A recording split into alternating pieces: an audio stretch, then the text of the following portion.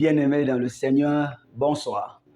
Bienvenue à cette autre section d'enseignement qui est portée ce soir sur le thème « Tu as un potentiel ». Je reprends, « Tu as un potentiel ». Vous savez, lorsqu'on parle du potentiel ici, il faut bien comprendre ce que c'est que le potentiel.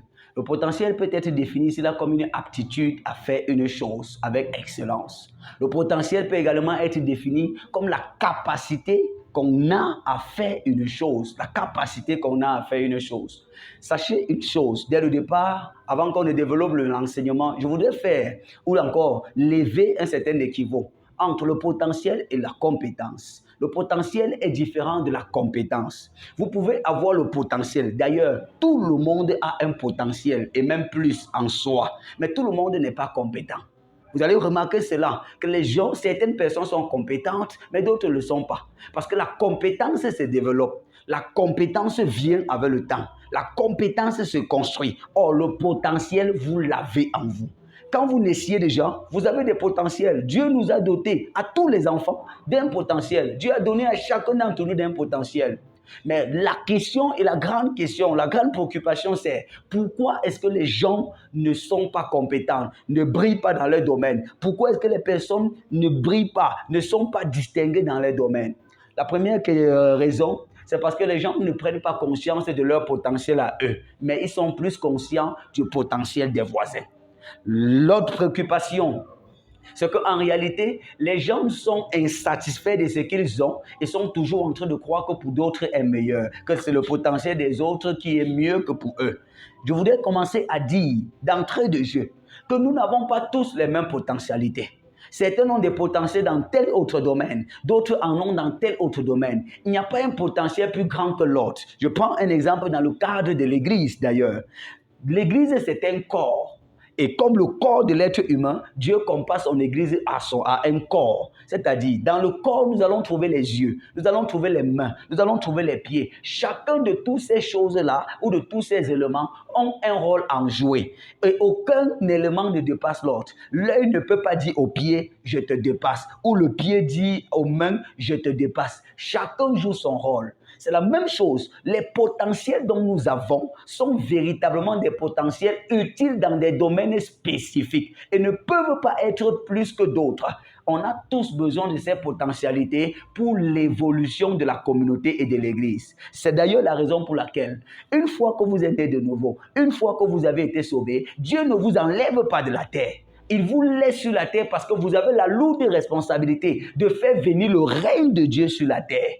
Malheureusement, beaucoup de chrétiens dans les églises veulent seulement partir au ciel. D'ailleurs, c'est la faute à un certain nombre d'enseignements qui a été prêché, l'enseignement de l'évacuation. On a tellement voulu évacuer les gens que les chrétiens ne se sont pas concentrés sur leur potentiel, ne se sont pas concentrés à développer leur potentiel pour briller dans le monde, mais ils se sont concentrés à l'enlèvement. Ils se sont concentrés sur le fait de vouloir partir. Or, Dieu va dire dans sa parole, lorsqu'il va parler dans la prière de notre Père en disant, quand vous priez, dites que ta volonté soit faite sur la terre comme elle est faite au ciel, que ton règne vienne. Comment est-ce que nous allons faire venir le règne de Dieu? Comment est-ce que nous allons faire venir la volonté de Dieu du ciel sur la terre? C'est au travers le potentiel que nous avons. Donc, si le Seigneur vous a laissé sur la terre après que vous soyez né de nouveau, c'est parce qu'il veut que vous déployiez votre potentiel. Et vous n'avez pas à regarder pour le voisin. Vous n'avez pas à penser que ceux qui sont les plus vus sont les plus essentiels. Je vous prends un exemple. La maison que vous voyez a beaucoup de parties.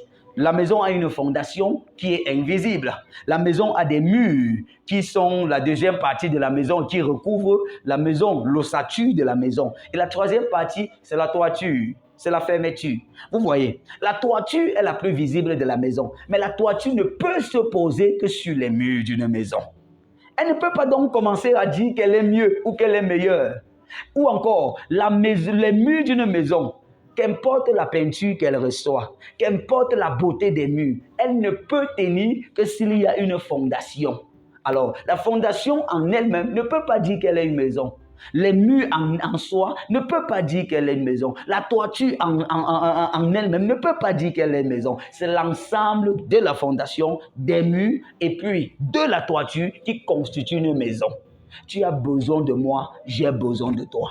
Tu as besoin de ton frère a besoin de toi. Nous avons besoin de nos potentiels les uns les autres. Nous n'avons pas enterré nos potentiels pour envier ceux des autres.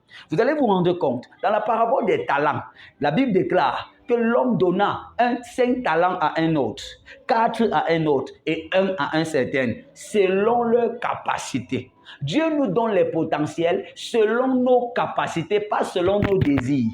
Je n'ai jamais désiré avoir le potentiel d'enseigner particulièrement. J'ai une facilité à enseigner. J'ai une facilité à comprendre la parole de Dieu et à développer la transmission de son message au peuple de Dieu. Ce qui n'est pas donné à tout le monde.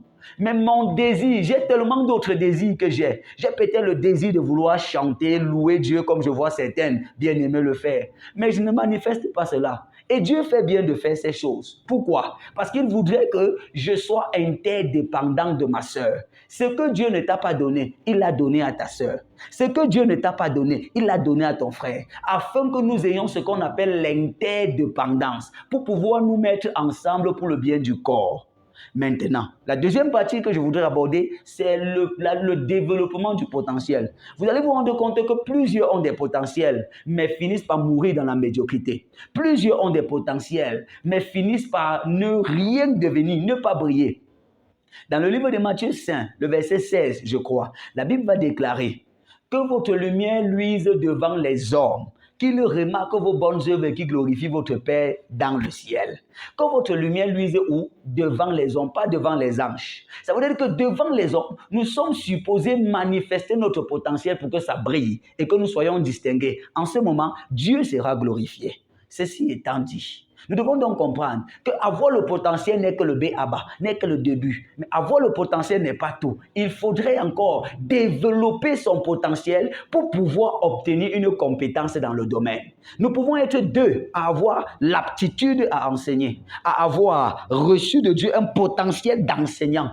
Mais si l'un développe son potentiel d'enseignant, comme je le fais à travers un ensemble de séminaires, d'études de la parole de Dieu personnelle, à travers un ensemble de formations pour développer, façonner, cultiver le potentiel que j'ai. En ce moment, je deviens excellent, je deviens compétent dans mon domaine. Mais un autre qui avait le même potentiel que moi, vous allez vous rendre compte, il n'aura pas de compétences. Et ça ne sera pas la faute de Dieu. Je prends un autre exemple, une chante ou deux chantes à qui Dieu a donné le potentiel de chanter. Si une personne développe son potentiel, écoute les autres chantes, si une personne d'une certaine manière développe ce qu'elle a en lisant les livres sur le chant, elle sera excellente. Donc, c'est bien d'avoir un potentiel, mais vous devez travailler à développer ce que vous avez. Ne convoitez pas ce que Dieu a donné aux autres. Vous avez un potentiel. Et c'est en développant ce potentiel que vous serez compétent. La Bible dit, si tu vois un homme habile dans son œuvre, il s'assoit à la table des rois. Soyez donc compétents et vous serez assis à la table des rois. Dieu est un Dieu d'excellence. Dieu n'est pas un Dieu de médiocrité. Nous devons sortir de la médiocrité pour développer ce qu'il nous a donné afin d'être compétents. Et cela passera par la conscience de ce que nous avons et nous devons nous mettre au service dans l'église et hors de l'église afin de fructifier ce que nous avons. Rappelez-vous, si vous ne développez pas, Dieu va prendre ce qu'il vous a donné et il donnera à ceux qui développent. Soyez donc bénis et que Dieu vous bénisse. Nous allons prier. Père, nous te rendons grâce parce que tu nous as donné le potentiel. Seigneur, comme à Gédéon, tu dis vaillant héros. Tu nous vois et tu nous vois au-delà de ce que nous voyons dans notre réalité. Tu vois même ce que nous ne voyons pas à cause de notre réalité. Nous sommes des vaillants héros selon ta conception de nous.